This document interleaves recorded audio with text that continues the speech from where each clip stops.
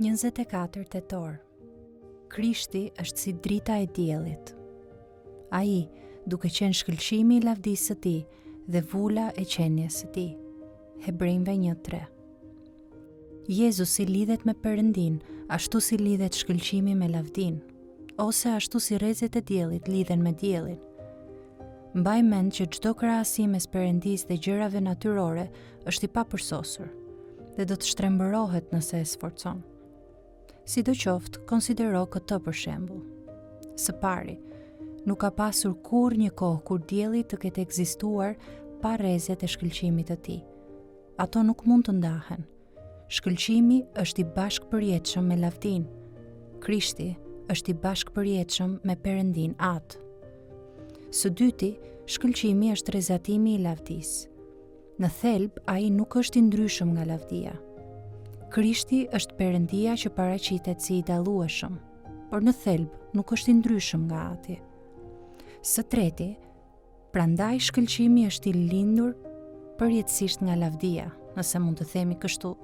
Ai nuk është krijuar ose bërë.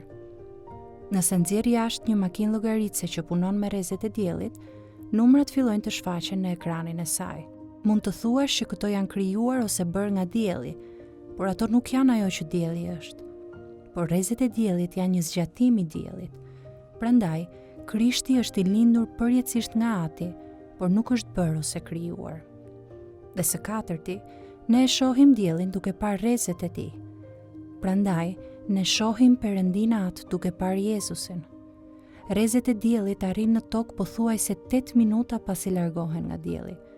Dhe topi i rumbullakët dhe i zjarrt që shohim në qiell është pamja, përfaqësimi sakt i diellit. Jo sepse është një pikturë e diellit, por sepse është dielli që ndriçon me shkëlqimin e tij. Po ju paraqes pra këtë person madhështor që të mund të besoni në të, ta doni atë dhe ta adhuroni. Ai është i gjallë dhe i ulur në të djathtën e Perëndisë, ku i është dhënë gjithë pushteti dhe autoriteti, dhe një ditë do të kthehet me lavdi të madhe. Ai e ka atë vend aq të lartësuar, sepse ai vetë është Perëndia birë, shkëlqimi i lavdisë së tij dhe vula e qenies së tij.